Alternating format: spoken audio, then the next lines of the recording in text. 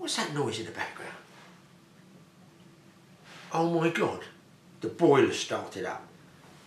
We'll soon put a stop to that with that thermostat going down. We can't be having that because it's getting pretty cold.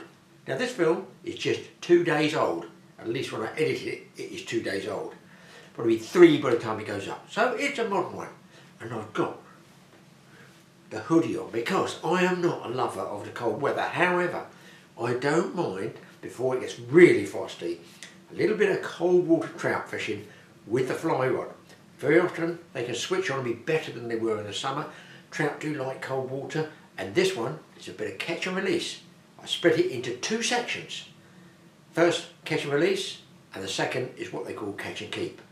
Let's get down the old C&R section and see if I can do any catching. Well, I'm here at Avington. I'm not going to go on the big lace for the big fish. I'm going to go on the catch and release lake down there and just see if I can't winkle out a couple of fish in 2 or 3 hours in the afternoon. Cold autumn, winter, it's got to be worth a shout. I do enjoy my cold water trouting. My fingers don't know. But, you know, they're in good condition this time of year. Let's get down that lake, see if we can't catch a couple of fish.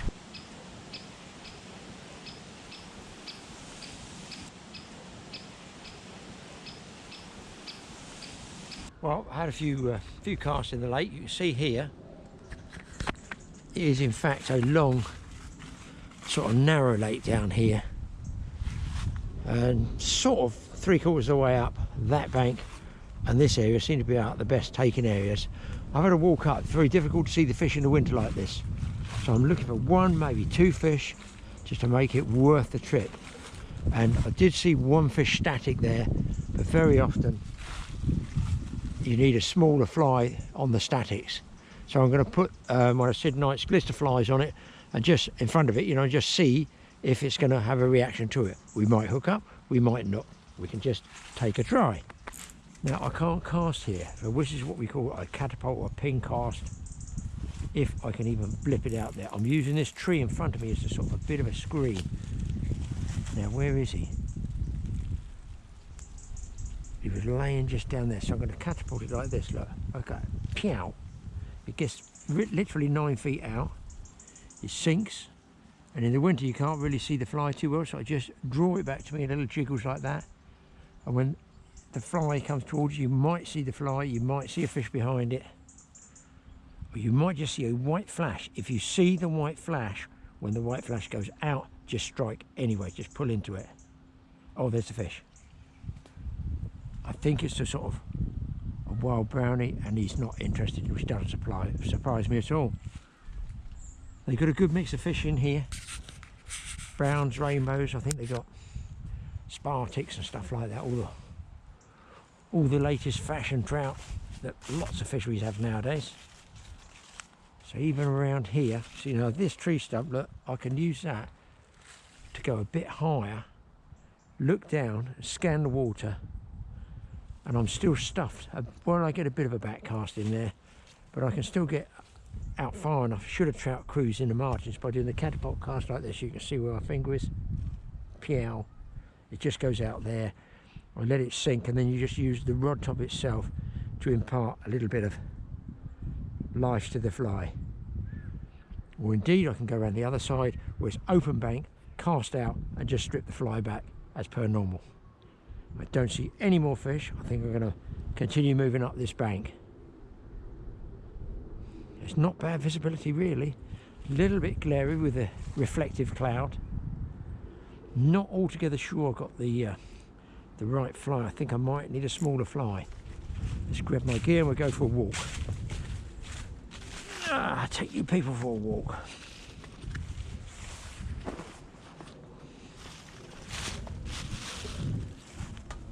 I've got my camera pole. The wind is coming off my back here, so that's tend to slick this off quite a bit,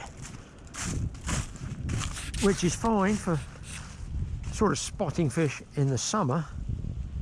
In the winter, look, it's just white glare really. I'm looking for a margin fish.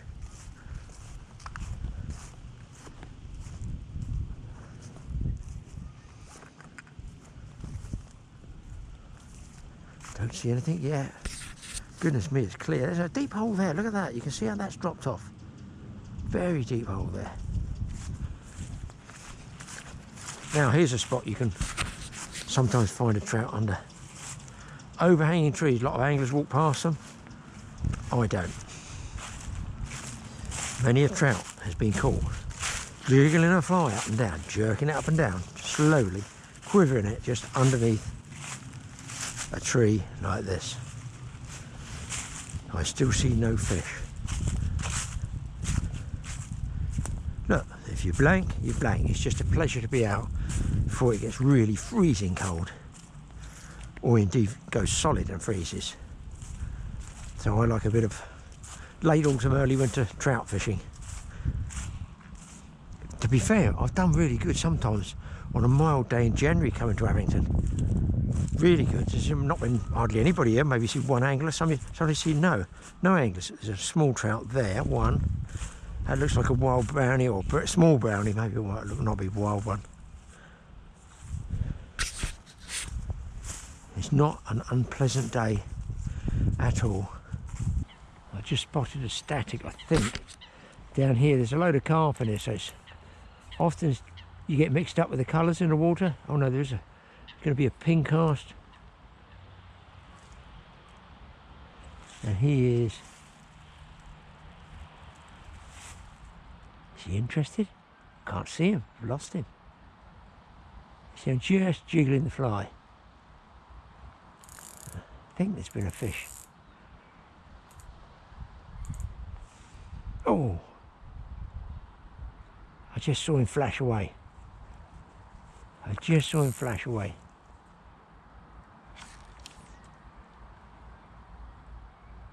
That is bizarre. Maybe a long cast from over there would be favourite.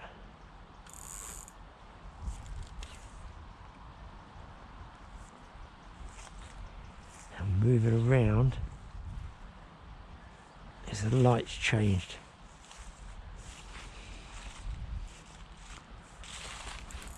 A bit of a cast there, I can see that. See the hole here, up there. I can hopefully send my fly line back out through there. Give it a try and not lose the fly. One hopes, like this. Yeah. Oh, 1, 2, 3 fish moved there. Okay. Could be game on, people.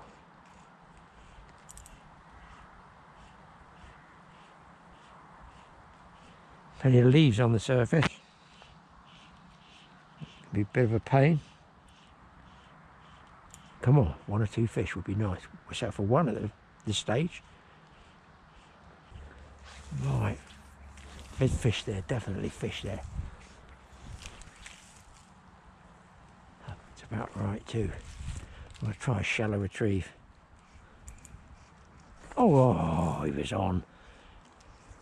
Is that boy around here, Smith? I think I can't see you behind there. Tugging on the line, making me miss a fish. Okay. Let's see if we can get a little bit farther over. I still think a smaller fly. Was that the only chance of the day? Surely not.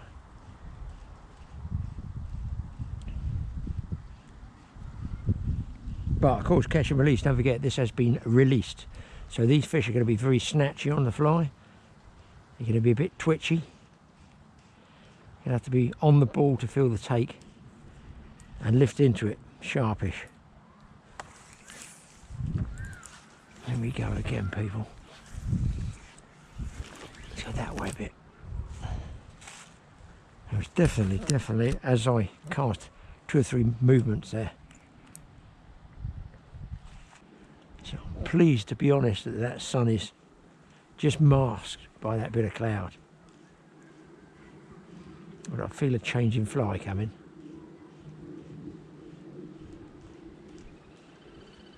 Maybe something small, white chomper, something like that.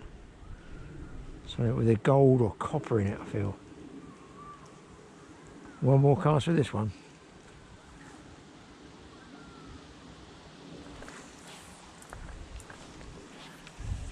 That's a good job. There's a hole behind me I can throw that line into. Or not. Look, there's one stinging nettle left, sticking up. Just enough to kill the cast. Oh, it's not a stinging nettle. Thistle.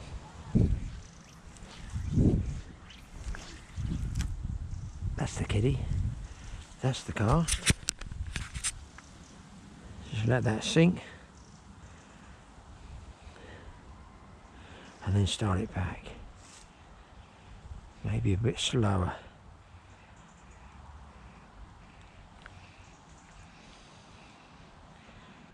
Well, I'm tempted to try this fly up that way, and up that way, just because I know the fly is a worker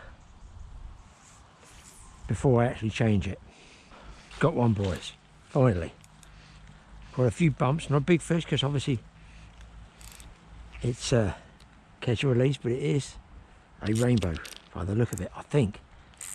Not a big one. And that one actually took me on the drop. I was just about to change those flies. I was just about to change the flies, and other trout there chasing them around. Look, let's have a look at it. Well, see, look, the sun's come out, the net's got tangled, but we've got a fish on. I don't know if they got dammer and blues in here as well. At catch and release, we'll try and get him in the net for you. Quick look, and it can go. There we go. Oh, let him calm down a minute. Oh, and back he goes. And that's what I enjoy about catch and release trout fishing. Don't always want to take them home and feast on them. So the fly's okay, because it's obviously caught the trout and the net. Although it was on the drop. So it's sort of, it makes sounds. It doesn't really count because it doesn't tell me, it just tells me, do they want it slow? A slow retrieve. I think the wind's changed direction a bit.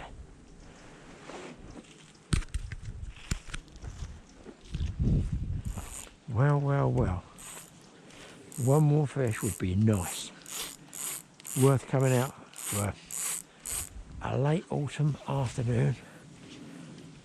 And of course, clocks have gone back, so if you do go fishing like this, just for an afternoon's trout fishing, or you might want to do a morning, especially on catch and release like here at Avington. You don't have to do the whole day if you don't want to. The benefit of catch and release is there's no pressure, is there? The only pressure is the time constraint that it's going to get dark. And they doubtless have, you know, all fisheries check the times when they open, when they close, because some of them have winter hour opening and closing. I personally have never done any good in the winter staying late. Never done any good. More often than not, it's been lunchtime, sort of middle of the day-ish. It's not like the summer when the insects are out in the evening. Very often in the winter, there are no insects about. On again, it's just winding in to move. Wow, that was a constant wind, so both fish have come opposite ends of the spectrum, if that makes sense. One was as the fly was dropping, first pull, bang, he's on. The second one, I'm winding in to move, nice and smooth. We call them winders, and very often you will get fish like that. On a steady retrieve, it's just a constant retrieve. Just like a small rainbow. There we go. Straight back. So I'm just walking along the other bank here. So you can see the sun is, there's the length of the lake here. If I point the rod at it, the sun's going around it slightly up here. So if it comes around here, it's going to be in my face. I won't be able to see any of the drop-offs in the weed and the clear patches. No leaves on the surface, but I don't see any trout cruising here. But I can see much further across there than I can on the other side. So I'm going to have a slow walk up and just see if I can spot a fish. If not, I'll come back and have a few casts with a small fly down in that pool again. Will I get lucky and be third time lucky with a trout? Ah, what's that purple colour there? The thing is with trout, you're looking for the shape, but I'm sort of looking for the colour. And I call it, let's get rid of that tangle, a sort of purpley colour. Almost sure that might have been a fish, but in this shallow water this fly goes in like a hand grenade. Pretty sure that might have been a fish lying in the weed. And it shows you all this lush weed. We're in November when I'm doing this, guys, just so you know. People say, when are you fishing? Where are you fishing? What time? What fly? What this? What that? It's November, so I guess that constitutes late autumn, early winter. I call winter is, what, December, January. That's probably a diving bird that's made those ripples. Now, it's very shallow here. It's not really depth-wise, but because the weed's so lush and it's growing up. That's a weird-looking trout. They're nervous of going in there because they're natural prey. Let's say ospreys and whatever else used to eat them years ago. They feel they can't go in there. Of course they can swim in there. As I mentioned before, I do a lot of tarpon fishing. It's the same tarpon fishing. Very often they don't like that cold. Very often they don't like the shallow water. They feel nervous. I feel this fly is too big for that shallow water. That's my little clear patch here. I see one trout. I think he's seen me. I've got to get in front of him by a long way so I don't spook him. No. I think he saw my arm movements. Always another one.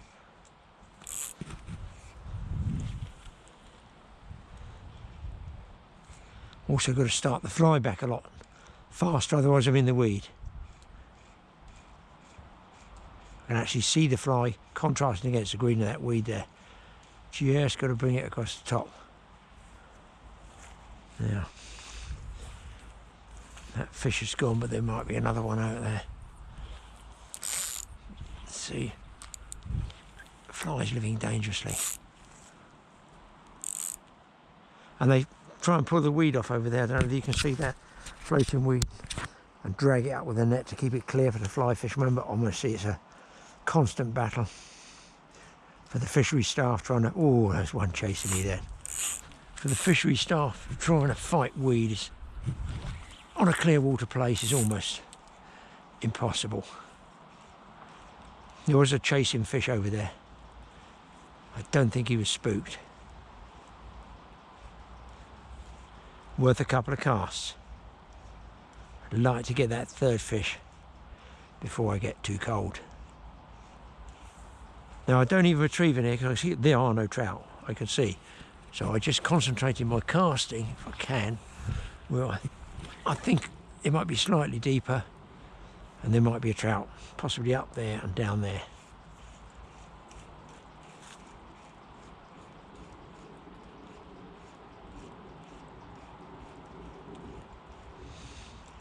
A pleasant enough late afternoon.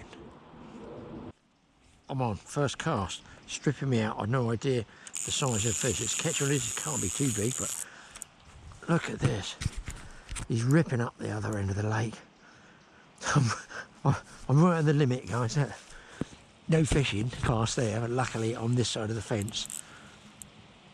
And then again, that one was on the drop. Wow, 3 fish, if I get it. And this is bigger. This is definitely bigger fish. Couple of pound, I guess. The most bizarre take, I saw the line pulling through the water before I actually felt anything. You know, I just saw it going like this, moving sideways. I wonder if that's a foul hook fish. He's just slapped at the fly and got hooked in the tail because he took off like crazy. I'd say that's foul hook. It's something bizarre here. Something bizarre. Here he comes. These reels with the high gear retrieve are okay for loose line. They're not very good when you got the fish, I have to say. He's hooked, wait for this. I couldn't do it if I wanted on the full length of a full cast. Hooked in the tail.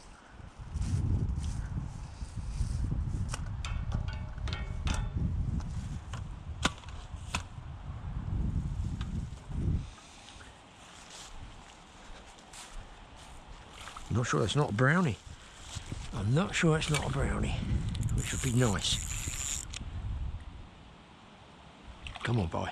Look at that. It's a brownie coming in backwards. That is how he's got hooked like that. It's beyond me. But he has, and he's in the net. Hopefully easy to unhook. Look at that. That's ridiculous.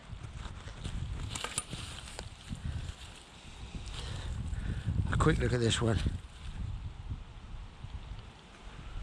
An Avington brownie, catch and release. Back it goes. Boom. Wow, might be worth another throw in there. Well, I've just walked down, you can see by the tangled line. I had to strip this one in by hand. But it's another rainbow at that bottom pool just by resting it and coming back. And letting the fly sink a little bit deeper. The weed's a bit of a pain. But listen, full fish, catch and release, just for an afternoon. Bit of cold water trout and you can't beat it. And this one's going very well. Got a brown trout as well, so that's an absolute bonus. This looks like another rainbow. Here he comes.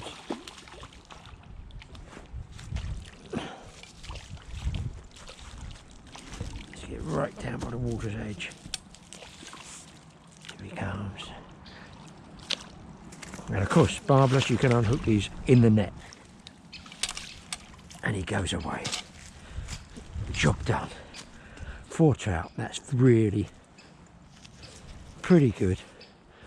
Catch and release, I haven't got to go lugging them around, cleaning them. I've had a good bit of sport. I saw a flash out, this one casting straight out because as I fought that fish, I did see another flash out there. Look, Graham, please. God. I'll just leave this camera running. See if we can't pick one off. Very slow take, that one. I had to walk right back there to keep the line tight. It sort of was almost coming towards me.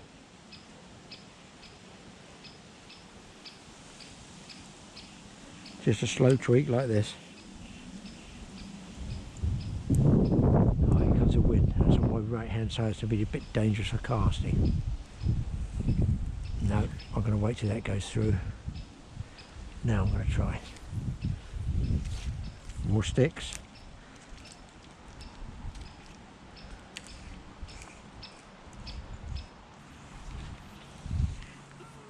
Get them over that way. Ooh, just around that piece of floating weed there. That was lucky. Let that sink, and I'm going to have 3 casts, 4 casts that side. Now I think I'm going to call it quits. Well, that was a nice bit of action, wasn't it? But hang on, don't switch off, because I go on to the main catch and keep lake, which is where you can catch, keep to eat them, or you can send them off if you want them smoked or something like that. Anyway, I had a go there, caught some rainbows, very nice rainbows, and then I hooked into, at the end of the afternoon, an absolutely massive, we're going to have to watch the film to find out. Well, yes, welcome to the Totally Awesome Fishing Show. I am here on a sort of last minute whim really. It was just a hunch to come to Avington Trout Fishery down in Hampshire, near Itchin Abbas. It's cold, my hands, I've got one hand in my pocket. No, it's not just on my wallet. Come on, it's early in the morning.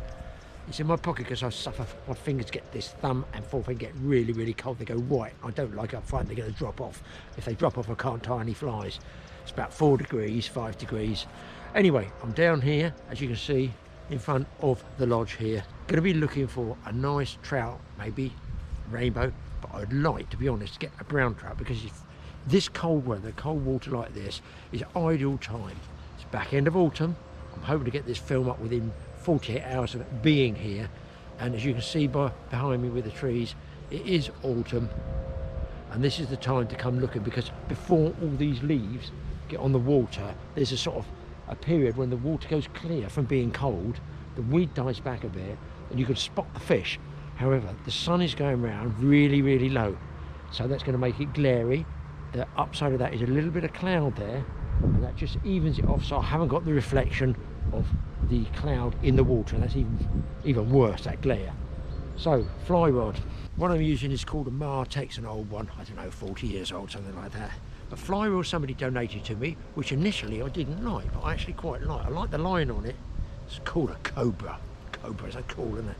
Yellow line, nice supple line, far better than the ones I normally use. And one of Sid Knight's flies. Sid Knight does, I think, Dog Knobbler, I think is his company. He ties flies, and this is like a Pearly Daddy, one we've popularised before. I find it very good. Look, I'm only going to give it a go, and if it doesn't work, I'll have to go down to small flies, because brown trout can be pretty tricky. I'm going to put a bit of washing up liquid just up and down that line, just to sort of degrease and make sure it sinks. And then I'm going to put the head cam on here. I've got gloves, but I can't fish in gloves, because if you get a take, because they're wool gloves which are warm, the fly line pulls through and you can't set up on the fish, you can't hook up. So I'm going to give it a go. I'm going to have a walk around first. Bit of weed about, which you get on clear waters. You do get weed because the sunlight goes through and makes the weed grow. So anybody who's new to trout fishing, when you go to a clear water, which is what you want for spotting the trout, you are going to find invariably during the summer and early autumn there will be weed. It's just the way it is. Stuff grows. Wow. Right, let's get working.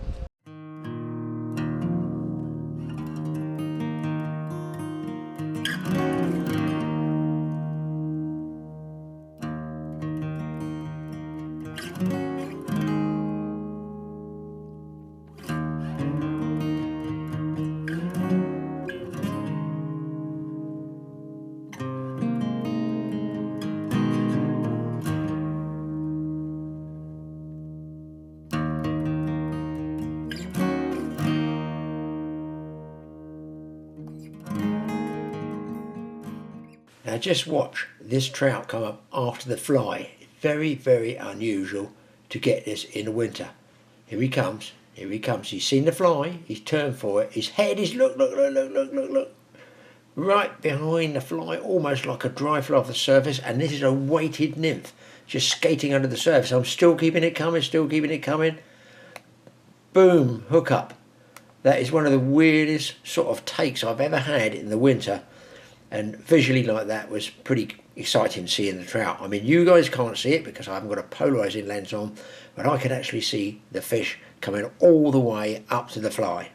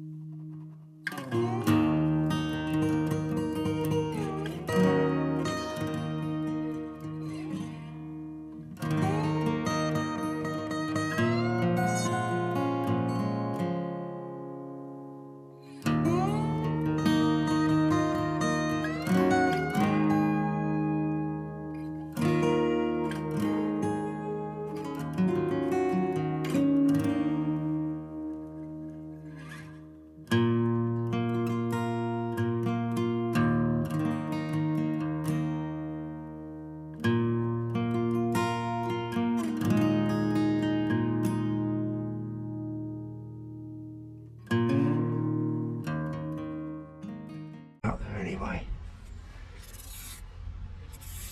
I think he moved over there. See those sort of hump ripples over there? I feel he moved over there. Okay, you can see that I've got 30 seconds, if that, in this light to be able to target a fish. In the summer you can follow them a lot farther, but here you're just not going to follow them.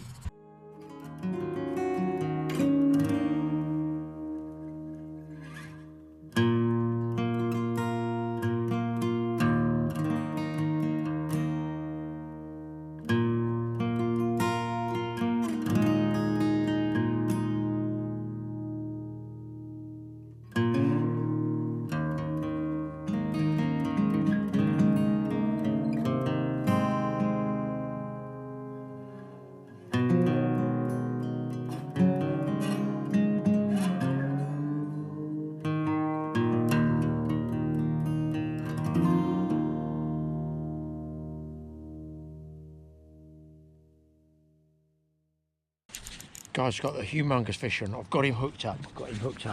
I don't know how long he's going to last.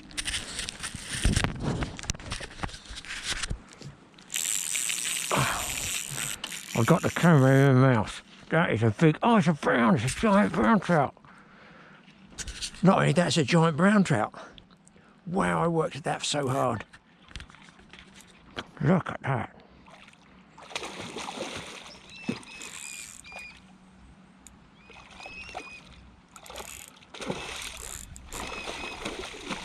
Ho, ho, ho, ho, brother.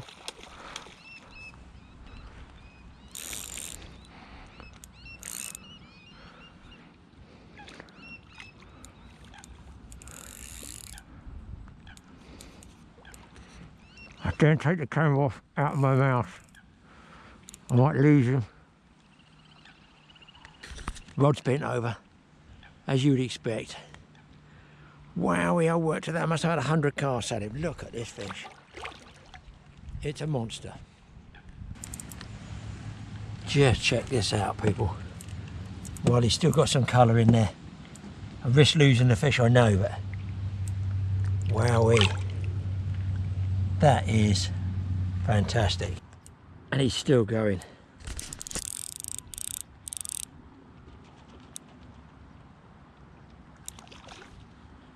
Look at the rod. Look at the rod. Look at the net, Graham. I can watch him around these stagings. Look at him there. He's a big fish. Oh no, he's going for the staging. He's in. What? That's ridiculous. Flies out. Good old Sid Knight. Check this one out. That is the biggest brown I've had for a very long time. Just check it out for size. Oh, what a beauty. That is fantastic. Absolutely fabulous colours on it. It's getting bonked on the head and off to the smokers, I think. Now, for those people who won't know, usually I'm just generalising here, smaller trout like this, I say £1 to £2, that sort of size, I generally use as a sort of better eating fish. The really large ones, like that monster I call, often go to the smokers. They perhaps don't eat as well as the smaller ones, which might be a bit sweeter.